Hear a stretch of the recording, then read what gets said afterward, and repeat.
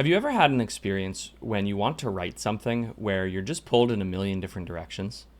And anytime you want to put words on the page, you get dragged off to look at something or to think about something else, and hours go by and you just end up in this place where you haven't done anything. And maybe you haven't experienced that with writing specifically, but maybe you've experienced it with something else. I know that anytime I have ever sat down to do some work, uh, it just seems like time flits by and the work that I was supposed to do just somehow didn't get done. Now, this is partly a function of my ADD, and this is partly a function of me not liking to do work. And maybe you relate with one or two of those things, but I'm pleased to tell you that there is a solution. It's not a perfect solution because, frankly, there are no silver bullets in life, but it's a helpful solution. And it's helpful enough that I went from not being able to concentrate on anything at all for any length of time to being able to sit and write for 8 to 12 hours a day using this very specific method. You may have heard of it before. It's called Pomodoro. Pomodoro was invented as a studying technique in, I think, the 80s. And it's called Pomodoro because the creator used a tomato kitchen timer. And Pomodoro is tomato in Italian.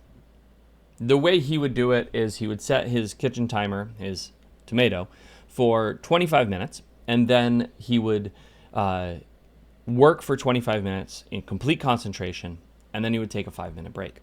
And in writing, we do the same thing. We call it sprinting. Same exact thing, though. You set the timer for 20, 25, or 30 minutes. Really, you can sprint however long you want.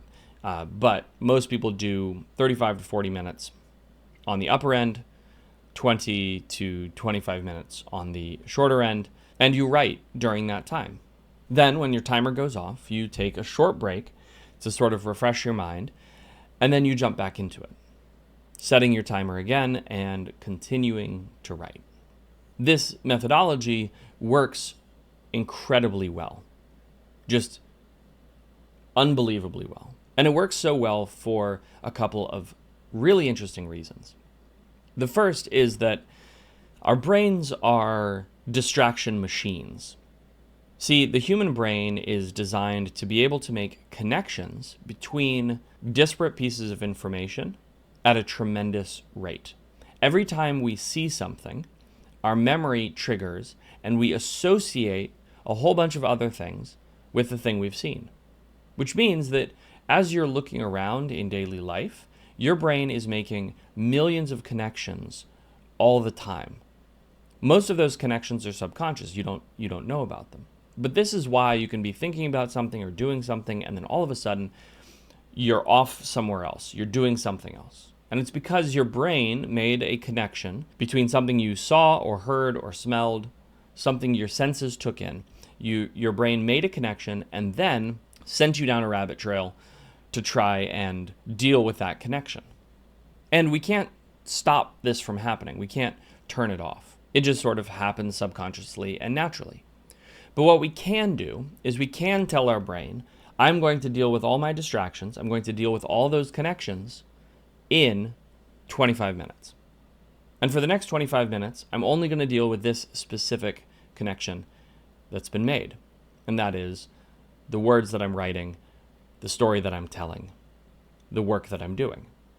Everything else will wait for that moment in 25 minutes when I'm allowed to be as distracted as I want.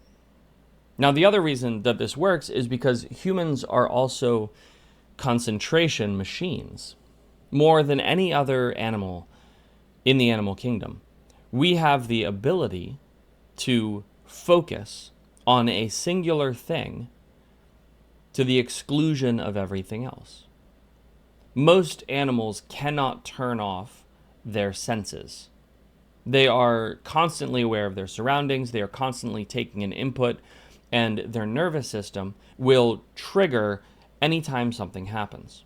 Now, humans have a similar connection. We have a connection between the information we take in and how our bodies react.